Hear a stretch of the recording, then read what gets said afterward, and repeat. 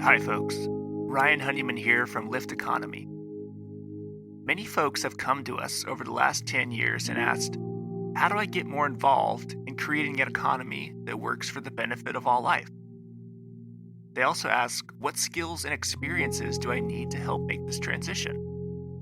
So 3 years ago, we created something called the Next Economy MBA to help address this and similar questions. Lift Economy's Next Economy MBA is an online course that's designed for entrepreneurs, aspiring entrepreneurs, students, recent graduates, employees, and folks who want to learn more about transformational next economy strategies and businesses.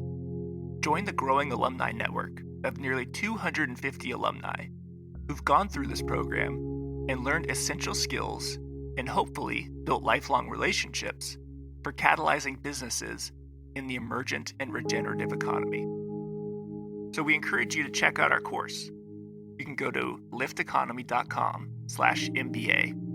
The next course, Cohort 7, starts on September 21st, 2021. So once again, go to www.lifteconomy.com/MBA. And now, on with the show.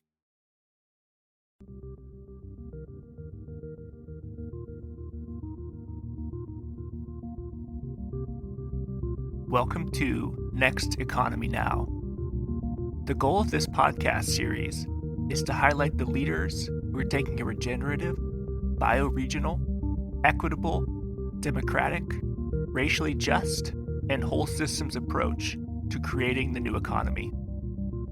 Chuck, welcome to the show. Hi, Ryan. Thanks for having me on. Real pleasure.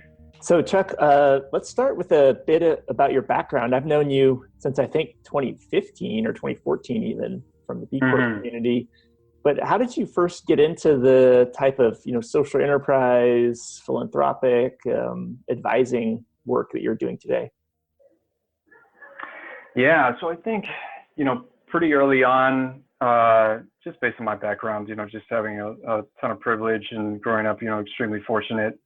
Traveling around the world. I think I was lucky to also be instilled with real values that was always focused on, how we could give back. And I think understanding, exactly how fortunate we were as a family and the obligation that was tied to that in order to do something, productive, supportive for society. I always had a sense that I would probably go into nonprofit work, something like that, international development, humanitarian aid, whatever it was. I think fortunately, early on, I got a little bit skeptical about how these models had been developed, particularly around international aid, this extremely kind of top-down approach to developing projects kind of in a Western context, and then taking them out to Sub-Saharan Africa or South Asia or something like that, and kind of doing parachuting in whatever it is, and then kind of popping off to the next one. And I thought there had to be a better way of doing this, something that really focused more on local capacity, that wasn't just kind of dollars in, dollars out type of arrangement. And when I started learning, really, it started with microfinance, really reading Bankers of the Poor, Muhammad Yunus, when I was an undergrad, and thinking like, okay, here, there's something here, right? This is kind of a different way to help capital flow, to support local entrepreneurship, even in really difficult and poor contexts. And from there, when I started learning about social enterprise, social business, I thought, man, I think this is it. This is what I've been looking for. These are, what feel like more robust, sustainable, inclusive models to help just, break down barriers around folks who have the power, the knowledge, expertise to do what they need to do. They just don't have the access. And that's really the role that maybe I should be playing, instead of trying to, decide what might be best for them. So that journey kind of started almost like a decade ago. I co-founded a nonprofit when I was undergrad in UCLA that really focused on developing actually coffee growing cooperatives in Honduras. I later went to get my MBA, really trying to focus on building sustainable enterprises. When I moved up here to the San Francisco Bay Area 6 years ago, I joined Kiva. Really idolized the model that they had developed, massive peer-to-peer microfinance lending platform that, was focused on all the things that I thought potentially had, a lot of promise, for impact and getting people out of poverty long term.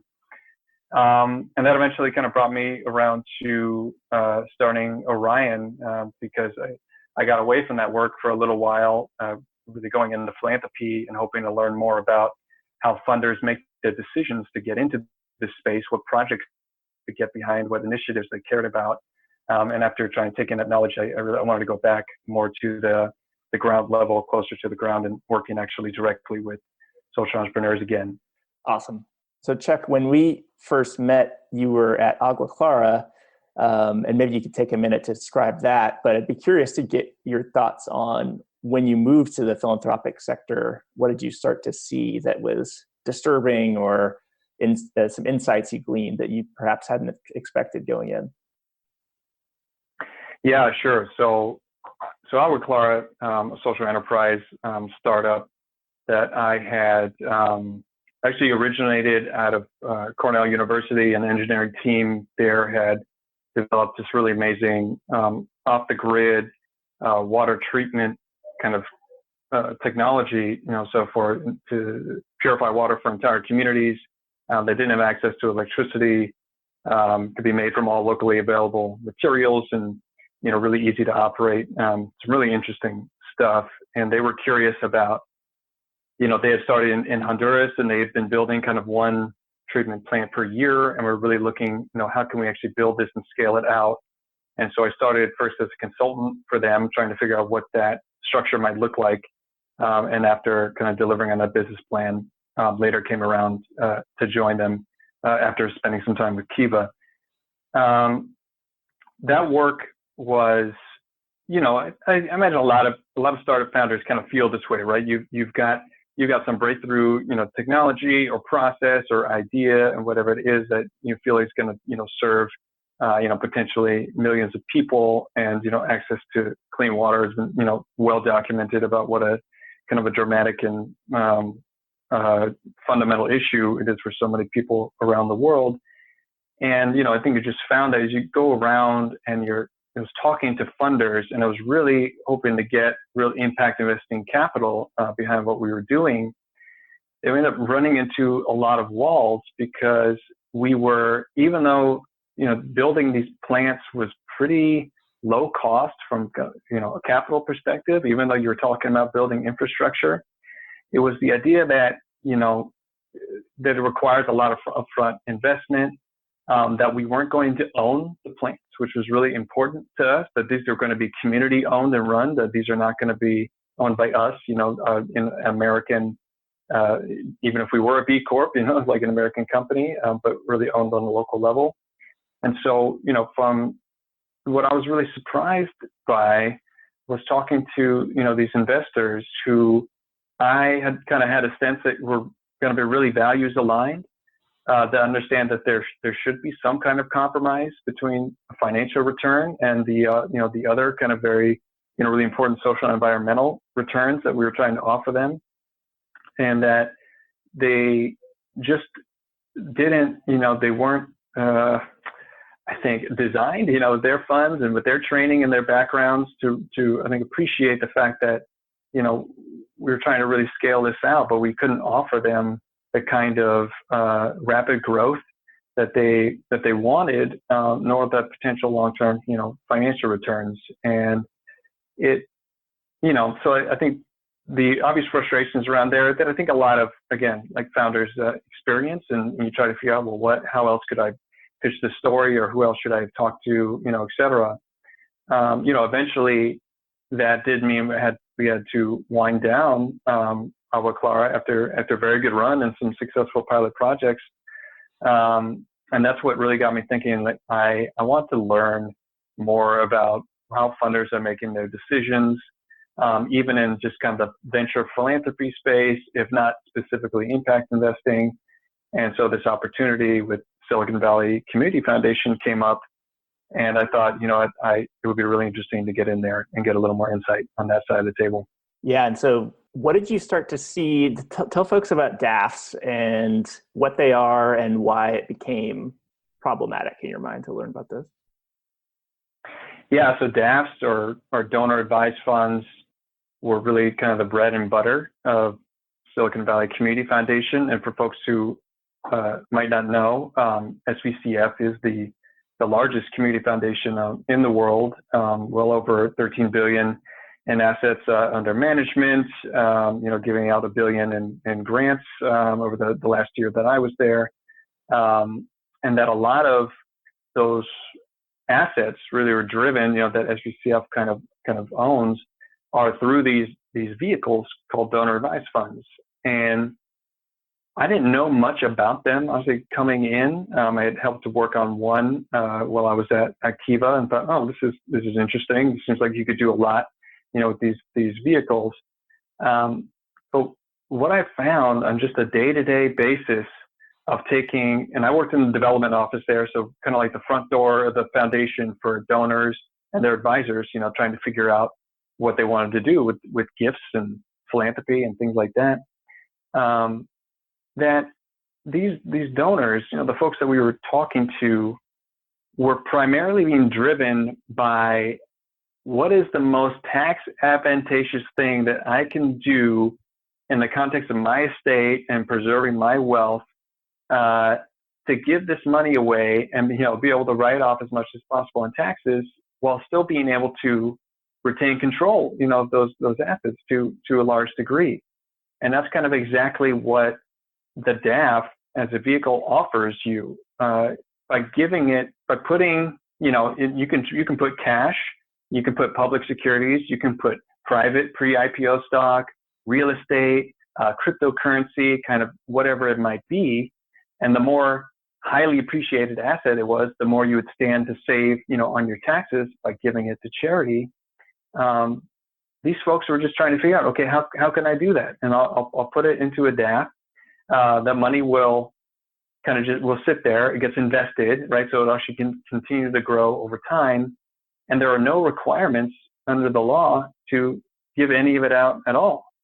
And I'm not here to say that nobody does, right? That nobody gives money out of their DAFs, the billions and billions of dollars that have been, put into these things. But very little of that money is actually getting deployed, out into the communities. And there's a big wall between those donors and anybody who might be seeking, funding for the projects. They don't have a website. They don't put out requests for proposals. They don't advertise, at all that this money is there and that they have some kind of mission or, cause area interest behind it. You just kind of have to be fortunate enough to kind of know the right people, or, you're at some gala event, or you're somehow, connected to folks. You find out that they have a donor advised fund and say, oh, we think that you'd be a grant to organization would be a really great, fit to you. But the anonymity and the obscurity, man, is what adds to it as well. And this was very kind of disappointing for me to discover that not only that this system exists, but that it has been exploding in terms of the adoption rate across the country. Outpacing, the number of private foundations as kind of a charitable way to give in the past. And that it's being abused, at scale to make it seem like people are giving when they're not really. And are donor advised funds a new financial instrument, or have they been around for a long time? Yeah, so they have been around for a while, and it wasn't really until the early 90s there was a court case the Fidelity got involved in, and Fidelity Charitable, for folks who don't know, they really specialize in donor advised funds, and they are actually technically the largest nonprofit in the world now, just in terms of sheer dollars coming in that they manage on behalf of their donors, if you can believe that. But so these vehicles had existed for a while, and then it wasn't until the 90s that they really started to become adopted much more broadly, and Fidelity and other kind of financial institutions became able to offer them, basically creating nonprofit entities in which they could house the donor advised funds on behalf of their donors, while at the same time being able to invest those the way they were investing anything else, in their portfolios, So all of their managers get to make, an extra dollar, off of money that otherwise would have been given away, to nonprofits and to communities. So it wasn't until kind of the more recent history in the past, 20, 30 years, that they really started to take off, that awareness that they existed and were extremely favorable in terms of tax advantages for giving into them, started to become more widely known, particularly by these professional advisors that kind of operate around a donor circle. And so if I'm a wealthy person and I put 100 million in a DAF, it essentially lowers my taxable income or assets or whatever, so that my taxes are lower. But then it sits there, and like, what sort of control would I still have over that 100 million, even though it's like now in a DAF? Like, what could I do or not do? Yeah. So I think really the most important thing to point out is that you can never take that money back, right? If you are the donor and you give 100 million, or you give 10,000, whatever it is, you can never take that money back. It's been designated for charity from now in perpetuity. What you can control to a large extent is how it gets invested. So for example, at SVCF, if you opened a fund with $1 million or more, then you got to recommend your own investment advisor to manage that fund. So you could really decide on almost a granular level how those funds are being, are playing out in the market, or hedge funds or alternatives, whatever it might be.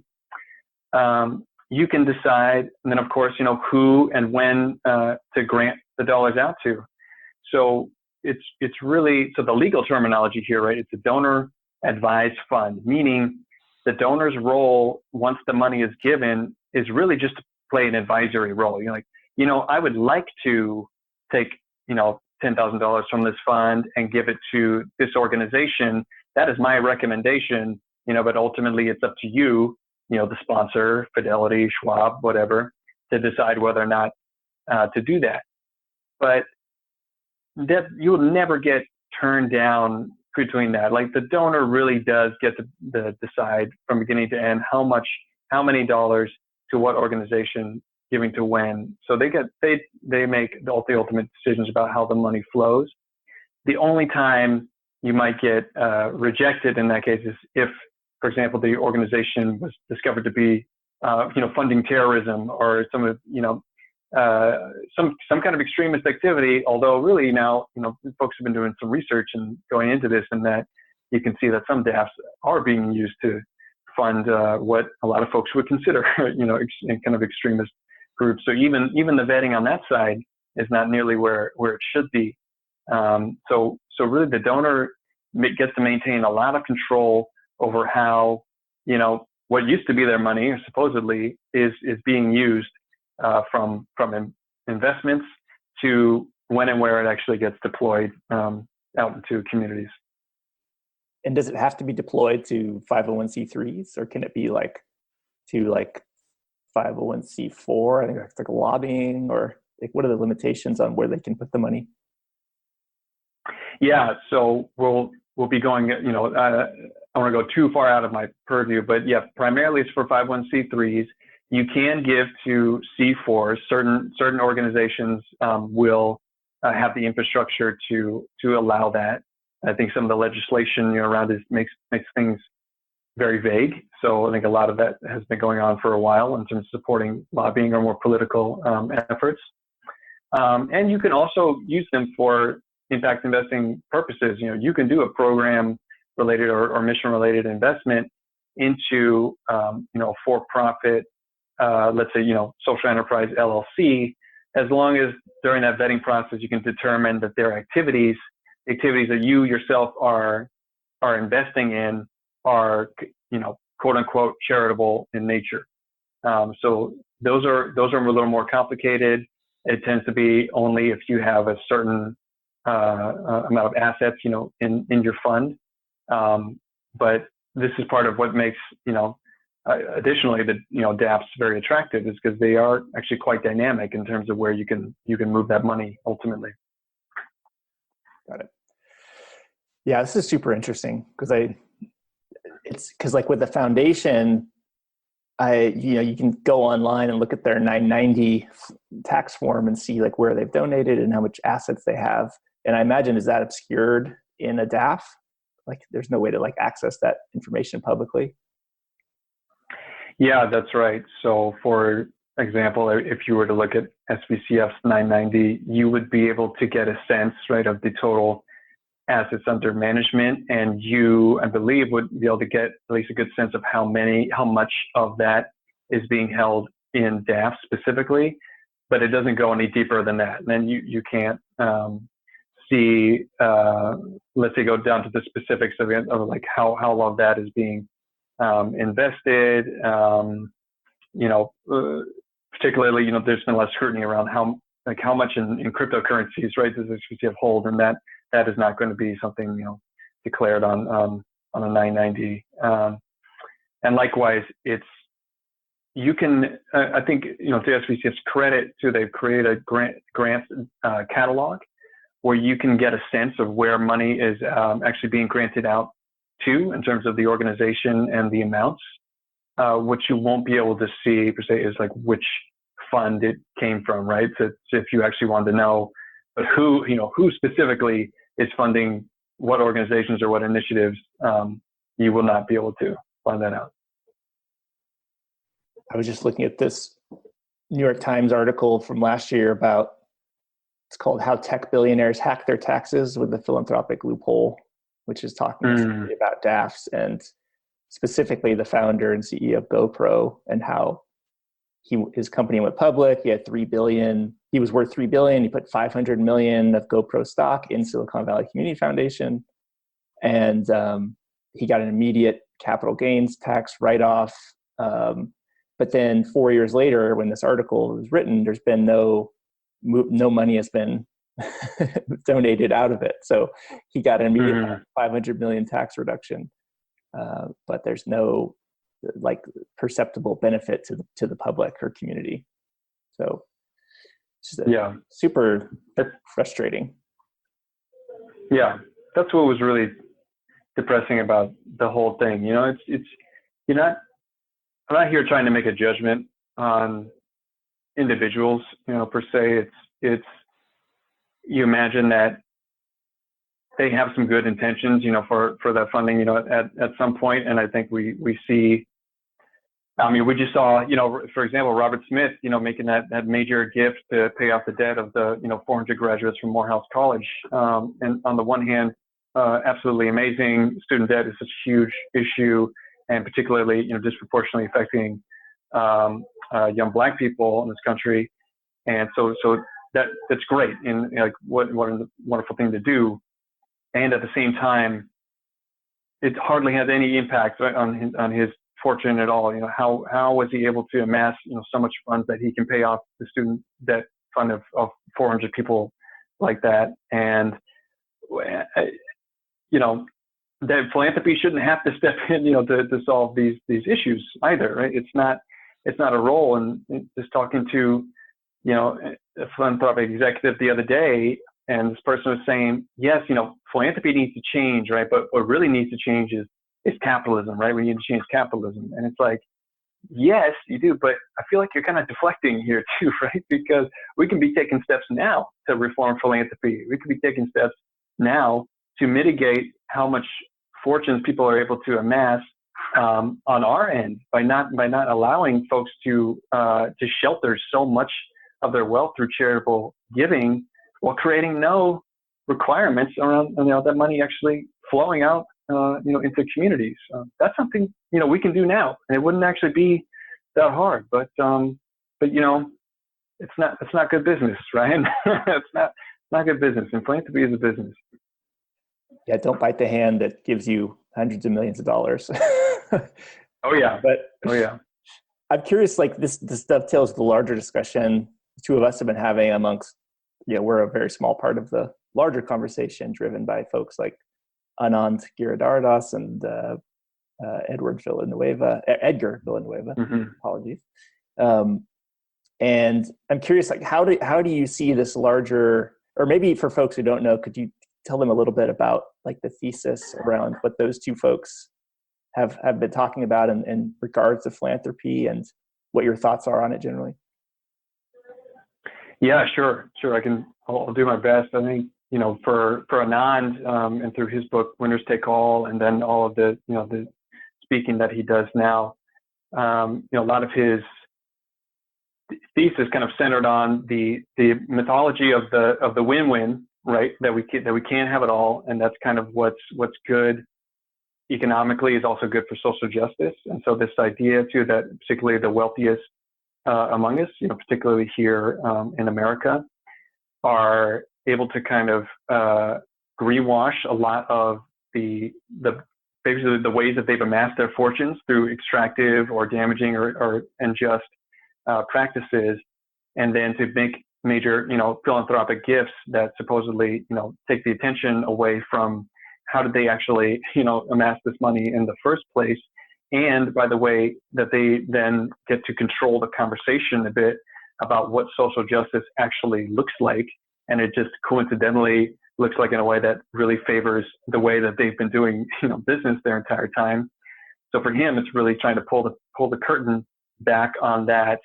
And the idea that we should just be standing up and applauding philanthropists, and especially the philanthrocapitalists in general, as if what they're doing not only doesn't challenge the way they've amassed their fortunes at all, but it also actually just augments the influence that they have on the conversation societally in terms of what equity, racial justice, environmental justice, all these things actually look like.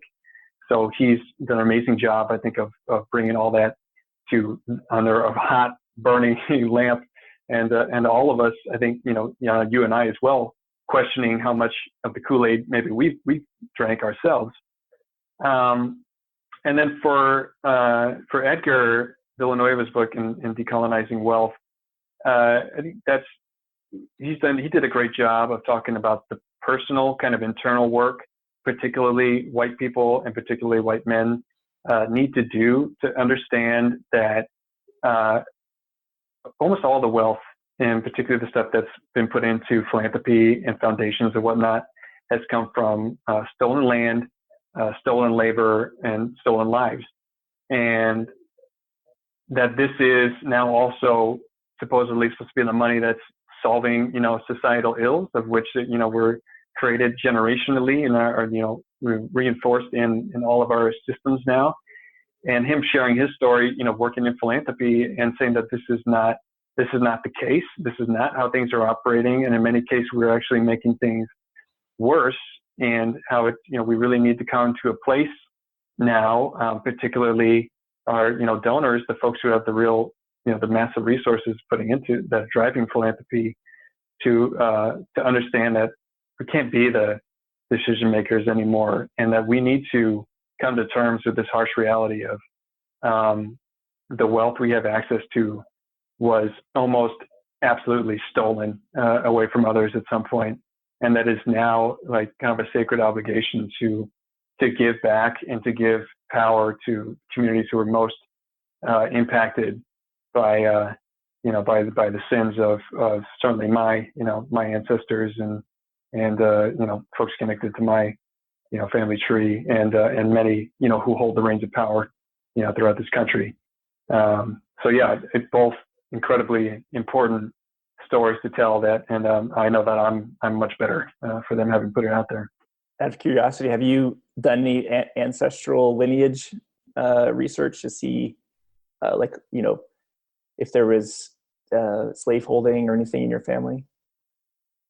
So I still need to do a lot more work on that side.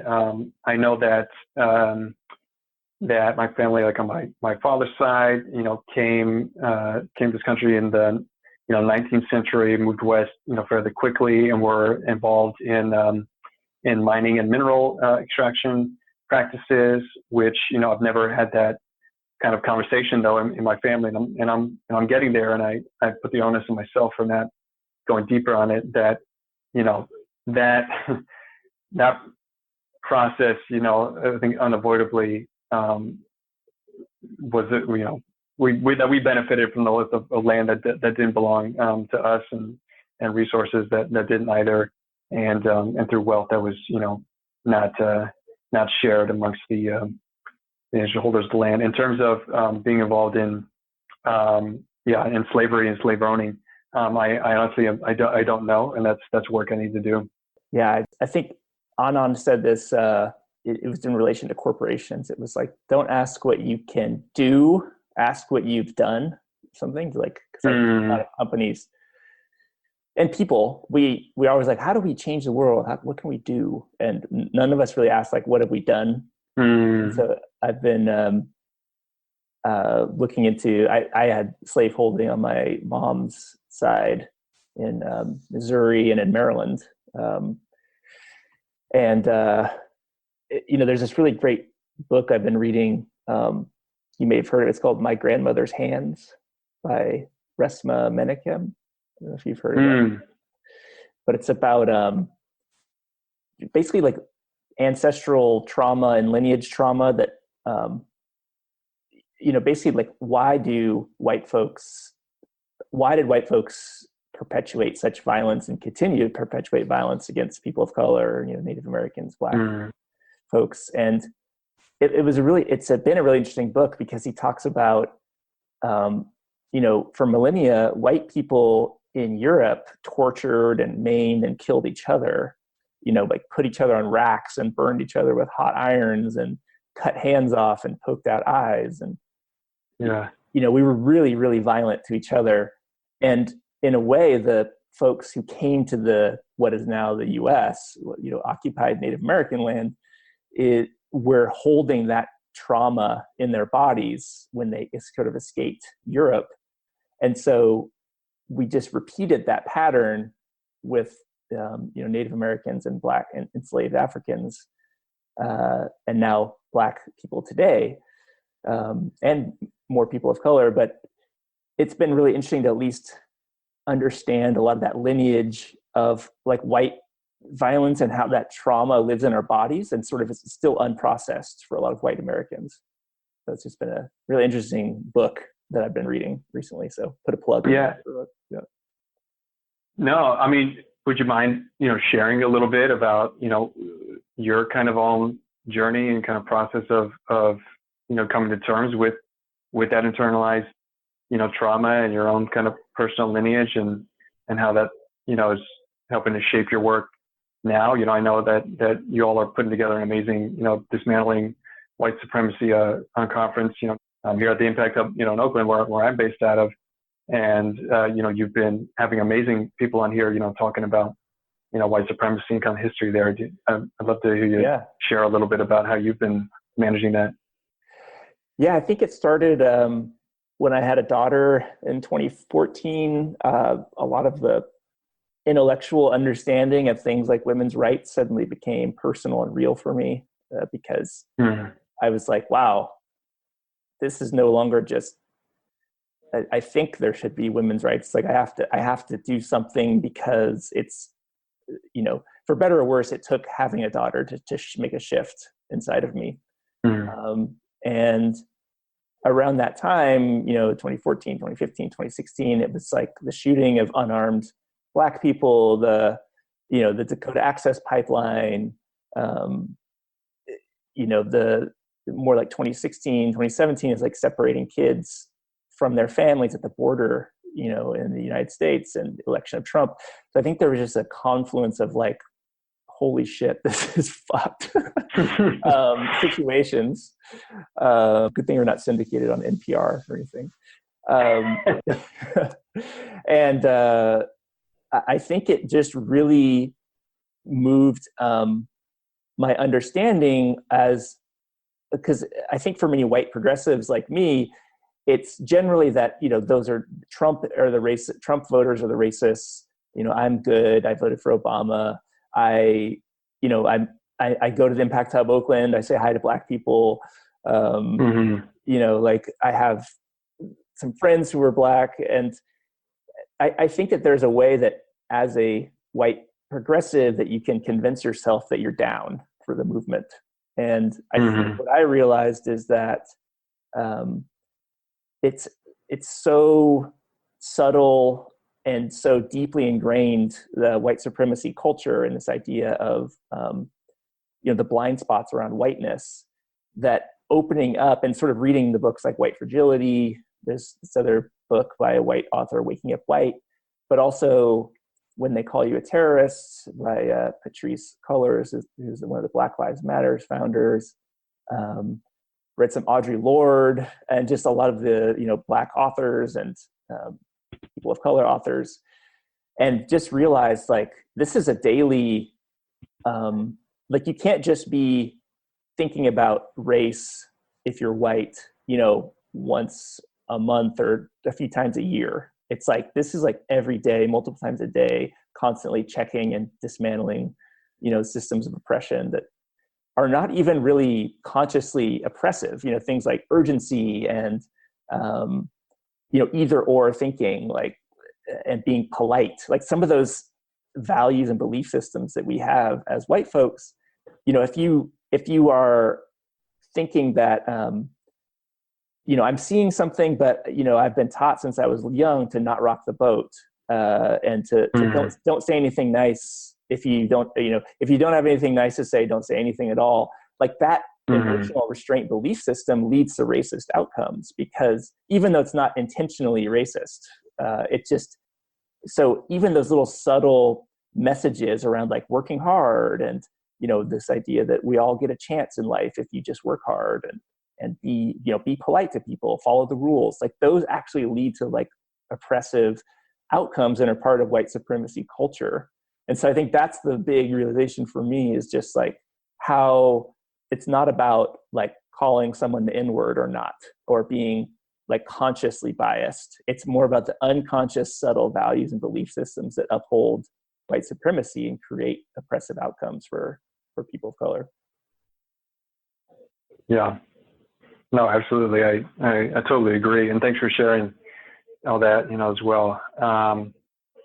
There's a lot of, this feels like so much work still have left to do. And I don't know if you feel this way too, but I feel like I just keep peeling back, the layers of the onion here. And I think, as I've tried to be very open about, I think particularly coming from like so much privilege that I had, like just like hitting the lottery, like every possible advantage you could have was essentially born with. And so there's just, and like you said, feeling from early on that like I was down and like, no, like I get these issues, and just seeing, day after day, like how not down I was, and like really just trying to, take so much humility now and to listen, to others.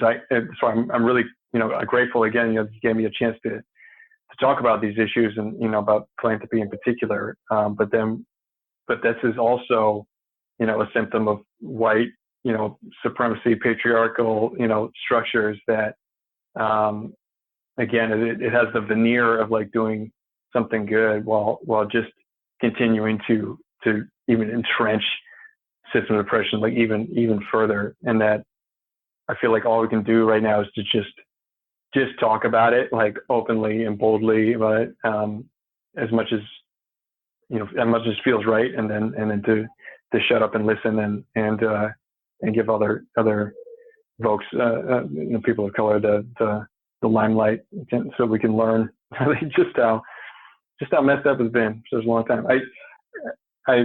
Just one last point.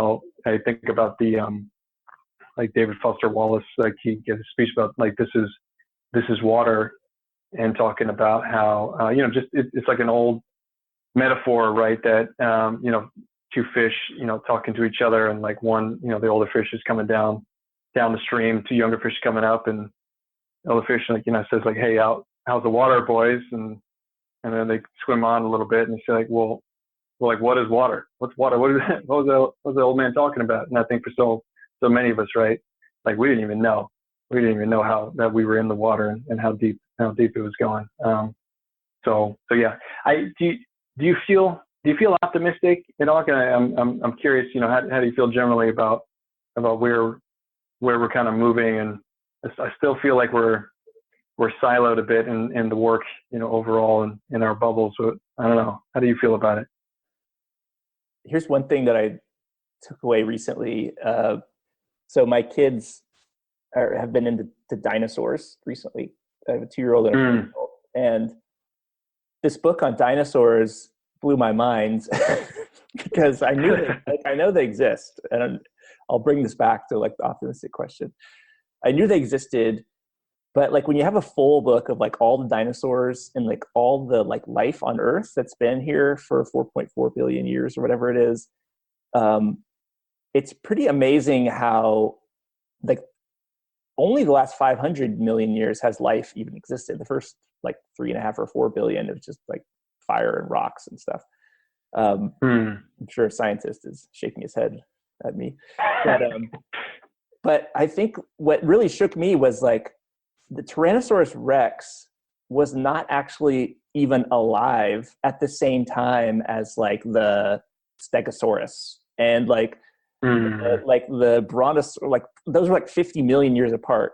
And then there was like this other dinosaur. There's like 3 like 50 to 100 million year periods of time that like Jurassic, Triassic, Jurassic, and then like Cretaceous periods.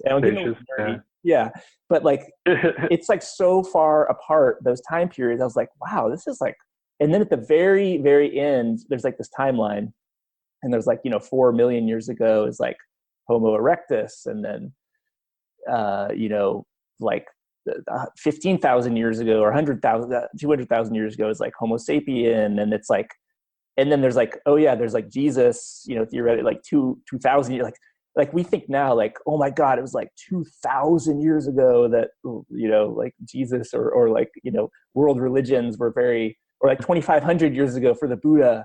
And I think that book really was like, wow, there was 5 major extinctions over the last 500 years where 50% or more of all animal life died at 5 times.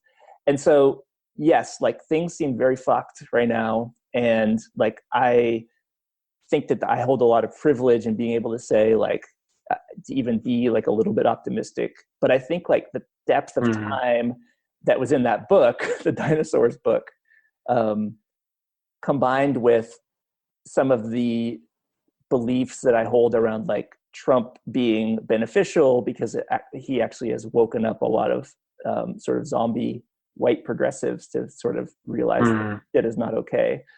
So there's some inklings, I think, of optimism. And I don't know if I'm like fully optimistic, but I do have some seeds in there that I've gleaned over the past few years. What about you, or how are you feeling?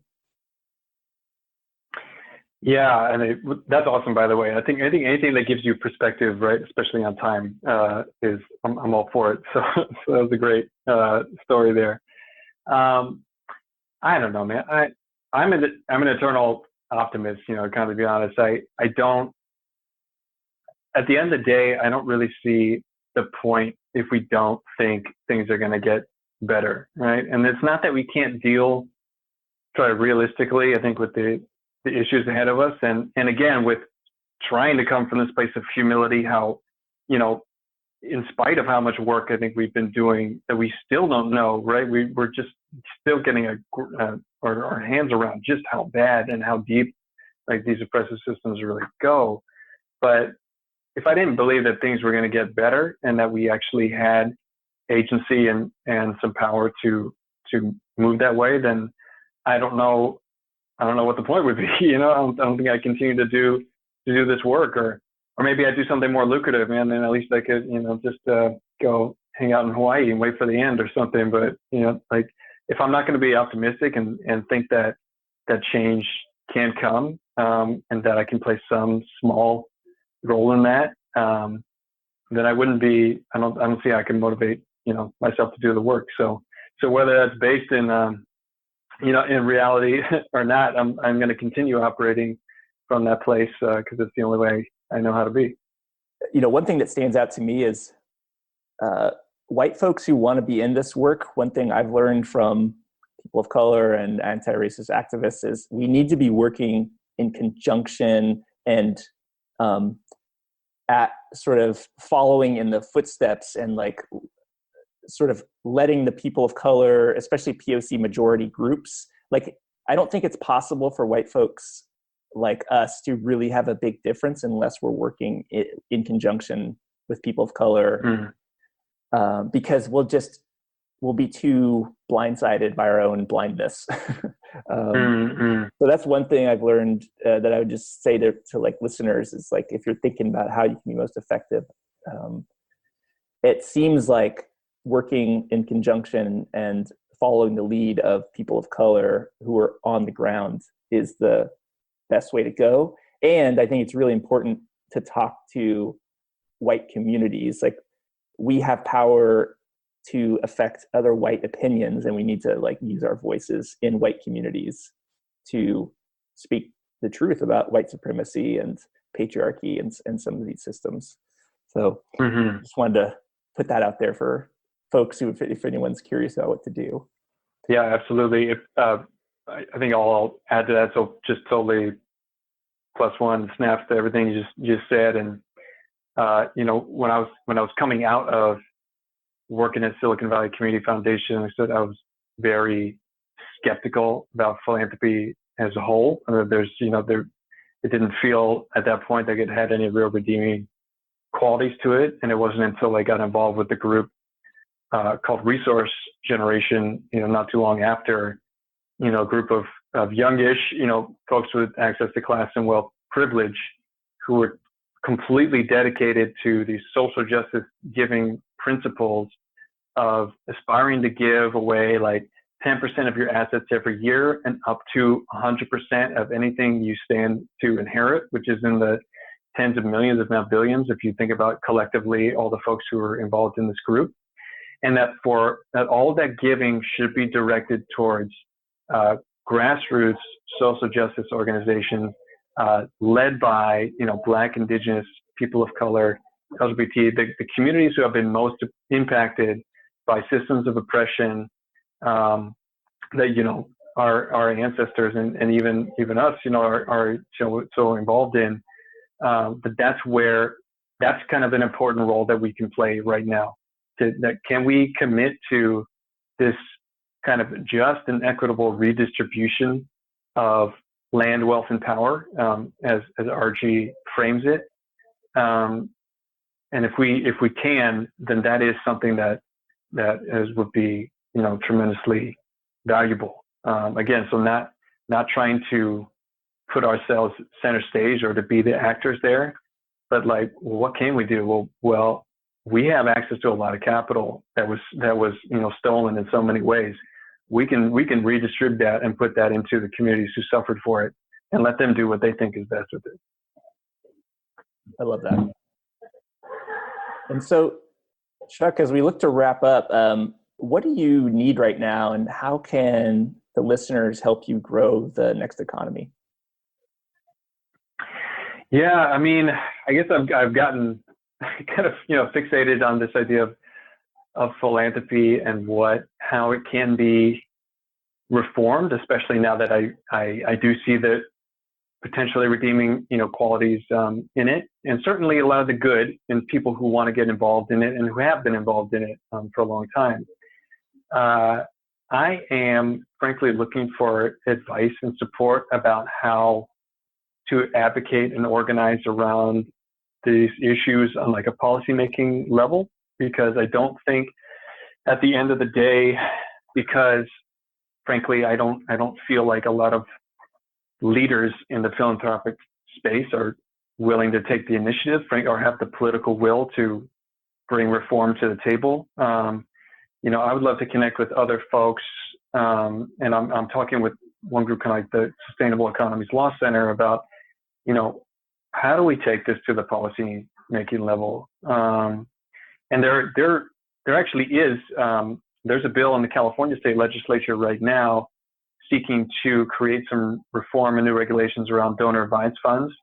But even since it was proposed, it's already, it's so interesting because this is like a new world for me, being redlined, by lobbyists who, like, it started out with a 5% minimum payout, but you got to give away 5% of the fund every year. Within a week, somebody had redlined and taken that out, before it really got deliberated. So I would love to learn more folks and connect with folks who I think have a deeper understanding of how these processes go, and just offer whatever I can from my story and my experience. I mean, people have been advocating for this long before I wrote or spoke out about it, and so I want to be supportive in that's just, the systemic reform efforts and how I can participate in that with other folks. And what's your email and maybe website contact information for folks who want to learn more? Yeah, sure. So Orion Advising, you can go to the website, just orionadvising.com. You can email me. I'm happy to connect with, all sorts of folks at chuck@orionadvising.com. I'm on Twitter. It's my personal kind of Twitter account, but I'm using it for, talking about, stuff around the business too. And that's at Brookhart. That's BROOKHEART. And yeah, find me on LinkedIn too. I'm happy to just, continue the conversations with folks. So many people I can learn from, so many people doing really great work out there. I look forward to it.